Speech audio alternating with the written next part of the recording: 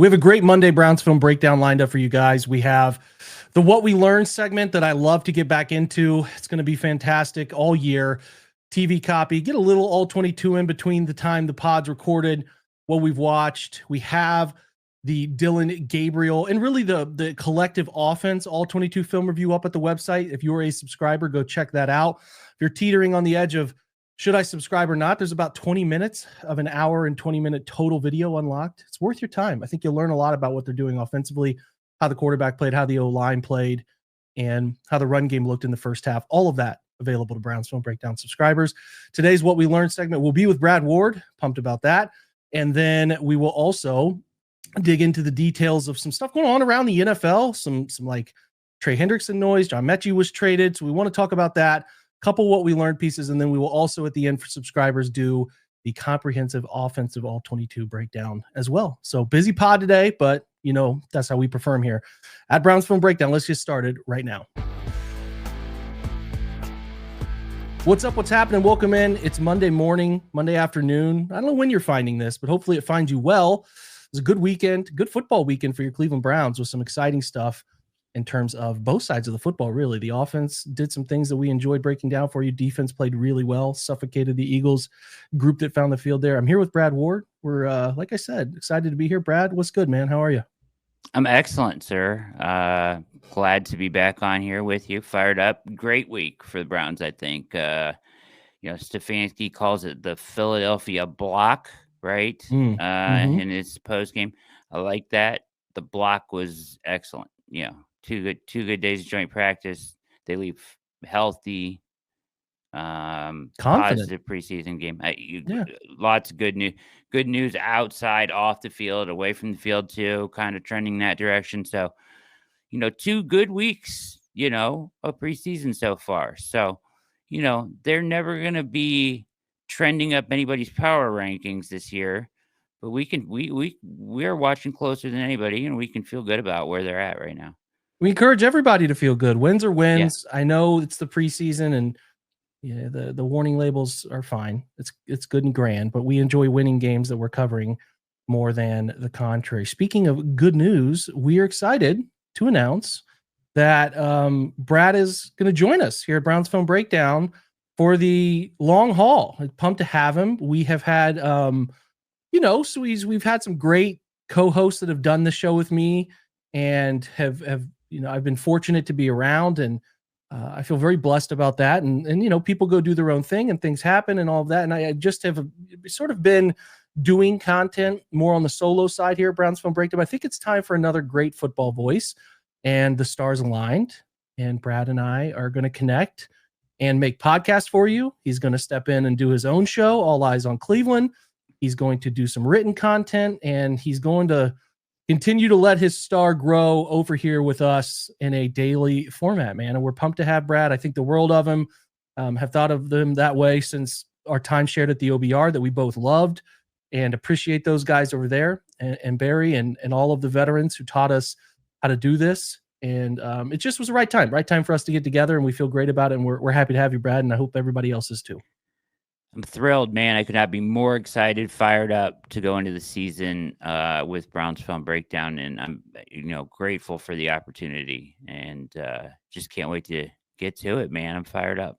Let's do it. We're excited to have Brad. And like I said, there's going to be some shows that go live every night of the week. We'll talk about not 7 days a week. Let's not get crazy. We are just two guys, but we'll do some of these live, and we'll keep you updated on that schedule. And like I said, if you are an All Eyes on Cleveland fan, Brad will be continuing to do that in his regular format as well on our YouTube. So check that out. And we'll put that out to you guys as well in podcast form. So we'll have some days with multiple shows that you can find and listen to and all the above. And Brad has great guests on, great content, great angles.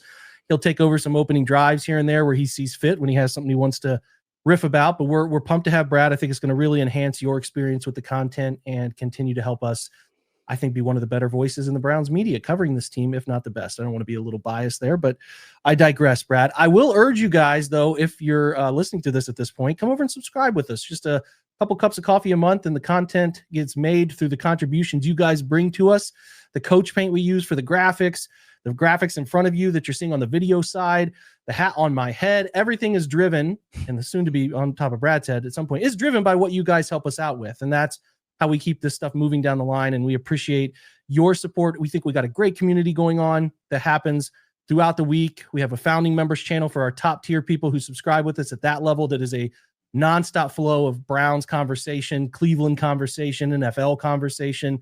I love it. It's grown into a 50-person just nonstop conversation fest that it's one of the better things that I have going on every day. I drop content specifically to them, bring things to them that nobody else gets to see. We love that, but we also have a fantastic setup of stuff, including an ad-free form of this podcast every day available for you, which is nice in the premium channel, and that exclusive content in there as well. And then, you get obviously the film rooms at your beckoning as well in a exclusive format. So we love that. We would love for you to, at minimum, subscribe to all of the platforms, TikTok, Instagram, YouTube, like I said, and if nothing else, tell somebody else you know about this podcast or this content. That's the speech, Brad. We're pumped to break some stuff down, dude. Let's just kind of clear out the NFL news of like this weird Sunday. Let's start with John Metchie. So he gets traded in a world that circles somehow back to names we know. I think he's shipped over to the Eagles. They do another, who'd they do? Jahan Dotson last year, this year, because they got a lot of excess picks or swapping out a pick. I think they're ending up sending a fourth over to the Texans. The Texans get back. Our old friend Harrison Bryant goes from Philly out to Houston. They ship off like a 5th round pick. Houston does back to Philly. It's just like a pick swap, player swap. I think Metchie was a guy we were loosely interested in, stepping away from the time of the draft. We all know what happened with his health. I think he had diagnosed with non-Hodgkin's lymphoma. I think I could be wrong with that. It was something very serious. And he took a year, if I recall. And then, obviously he's had some trouble coming back and producing in a way I think maybe Houston organization expected, which is all to be understandable. He's only 24 years old. We thought the Browns might be interested, but we didn't hear anything because usually what happens is the Schefters or the Schultz of the world will tweet out, hey, the hot market here for Metchie. He had these teams interested. San Francisco was the only team seriously connected as interested. So Browns weren't. Maybe they called, maybe they didn't, but I think we thought that was possible. But maybe there's a little Jamari Thrash overlap there. They like what they're seeing there or something. What did you think of that? I thought Metchie came on strong at the end of last year. He started to look like who everybody thought he could be. And that set himself up for a situation there with the Texans where they just have too many guys, right? And so they're in win now mode. And if it makes sense for them to bring in a guy like Harrison Bryant, who, as we know, as Browns fans, can be a super useful player, I would gladly take him back right now. You know what I mean? So well, the way the tight end's blocked, I'll talk about this in the exclusive segment we're going to do, but those guys are, I understand it's not Davis, not Harold, but they need those third and fourth dudes to be guys. You got to be movers. And I give Harrison Bryant as a college receiver more as the Mackey winner than a blocker. You certainly saw where he was like a high school tackle. He was not afraid to mix it up, man. He got after it. I really agree with you on that. I would not have been opposed to having him back in the fold here. Yeah, so both players involved in this trade, I would have been happy to have been involved in adding to the Browns roster, but Metchie was on my wish list for sure. Like, I kind of have like a list of guys that I'm watching, Green Bay. Metchie was one with the Texans, Dobbs in Green Bay. There's like 4 guys with the Patriots, Keyshawn Butte, however you say his name. I saw he's in line to start. I could not believe that based on some of the moves they made. He's the least of the ones I'm interested in. Jalen Polk, Javon Baker are the guys that I'm interested in more. So I almost thought a ton of guys there. This is probably another podcast, another time, but like the excess down there in Tampa, I don't think Dylan McMillan's ever going to become available. He was way too good last year and has had another nice setup in camp, but it's like, how long are Godwin, Mike, and Egbuka going to be around to make him that useful for the first 3 years? I don't know, but I will be interested if there's anybody calling about him because he had a really strong 8 touchdowns in his rookie year. And I was like, "Ooh, that's kind of he's an interesting player." And I've enjoyed watching some of his preseason work. But there are a lot of guys like that. And you're right, Metchie was in this list. As I'm trying to look at the Patriots depth chart to see some other names. Yeah, like they're really into the Matt Collins, the Demario Douglas. They've got like Kendrick Bourne. They got you're right, man. A lot of like Javon Baker, the 4th round UCF kid last year. You're very on to this one, Brad. I would be say, hey man, Braves, what's up, buddy? Can we talk? You got anything? Who'd you say with the Bucks? Jalen McMillan. Isn't that who it is? Yeah, I think he's of interest. And another guy that I would be interested in if they because they're stockpiled as well. Another area now that they got, at least their starters in place. Trey Palmer, I would be interested. I would be interested in that one too. They've done a nice job getting and developing guys over there. So I'm with you on that. I would be very interested in that end of the Bucks room if they're taking calls on that, because I'm looking at their depth chart. McMillan they have listed as a starter. Emeka is going to start. It's just a matter of when Godwin is back and healthy and ready to go. But yeah, I mean, I'm with you on that. Ryan Miller's had some moments for them. There's definitely some names I would be like, hey, you guys going to move one? Because we wouldn't mind to see it. But we have to mention Isaiah Bond signed, and I'm going to try to post some film on him tomorrow. Typical, from what I understand, Brad, this is a fairly typical UDFA contract in terms of like putting forth the 3 years. It's usually 3 years on UDFA structures if they make the roster. I did not personally see anything on the guarantees inside of that. Maybe you did, but I did not. But I did not see anything on him yet. I've not been led to right away. Usually, I've not been led to understand it's anything different than a traditional UDFA deal. But yeah, anyway, that's another piece to the wide receiver room. I think there's a world, Brad, where we're a little like, should we be looking outside the organization, but they really want to give their guys a runway to play. We really want to give Cedric a runway to play. We really want to give Jamari, we'll see what happens with Deontay Johnson, but if you like Gage Larvadain enough, we'll see whether they really do or don't. That's an interesting one, because I think we are looking at it like they need more, but that could be a position that ultimately they're like, we're way more worried about corner depth and trying to apply some things there. You know what I'm saying?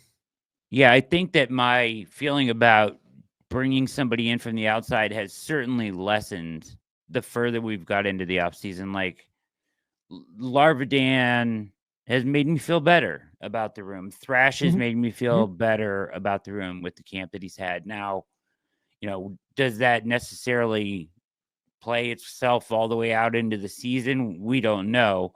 But from what we've seen so far, I at least feel better about this room where it's at now than where it was on paper walking into their 90-man preseason roster.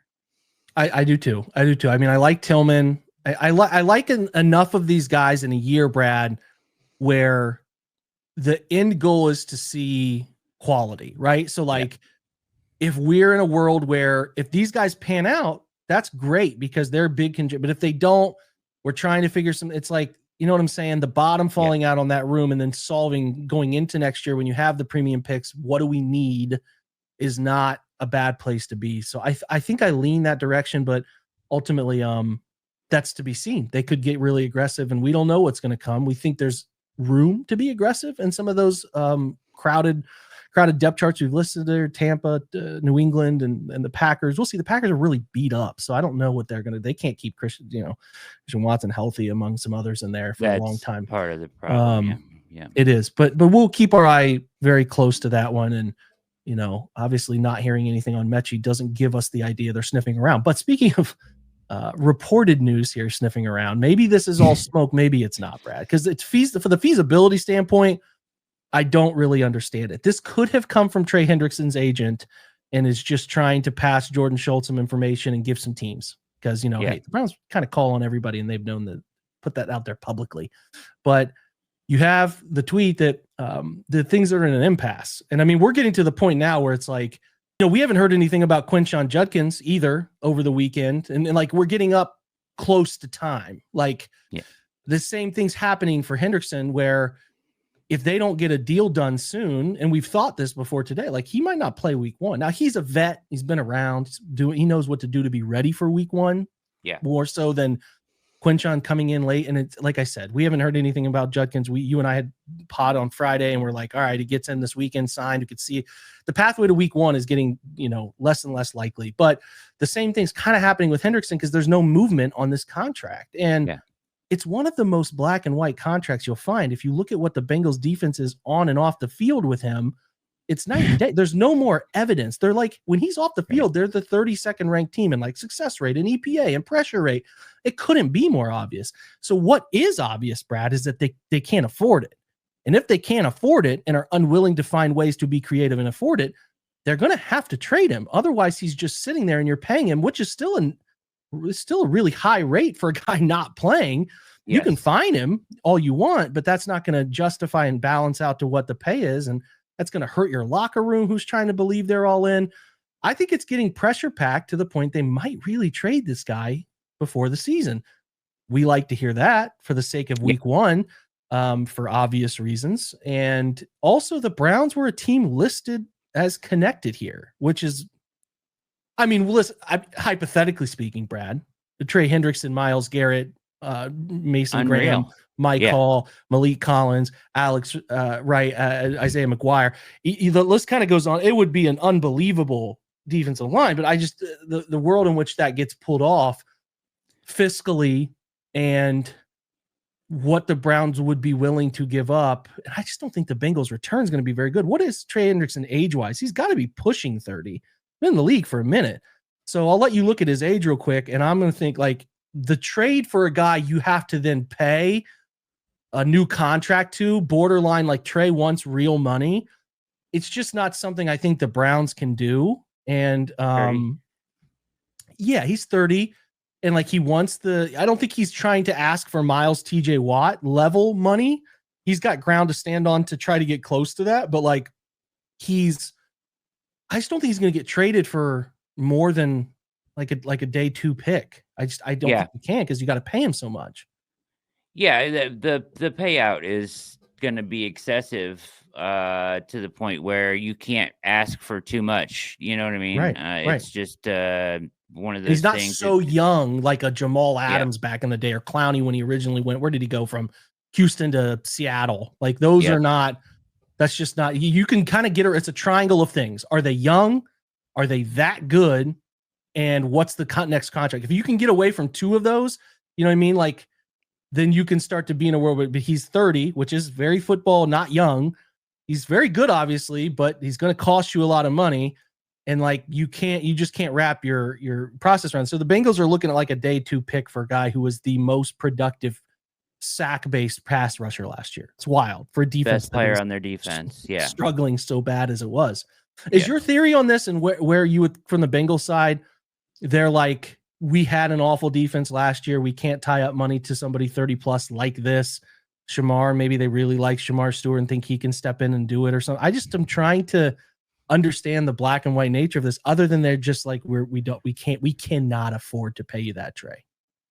I can't get my mind around we cannot afford to pay you that. Like, I don't know. I guess they've done a lot on the offensive side of the ball, but we know where they stand, fiscally and financially. They are not in as good a place as some other teams all the time, and everything seems like a struggle, right? As far as when it comes to paying guys, it just seems like pulling teeth always. But like, I don't, for me, it would make the most sense to try to bring him in.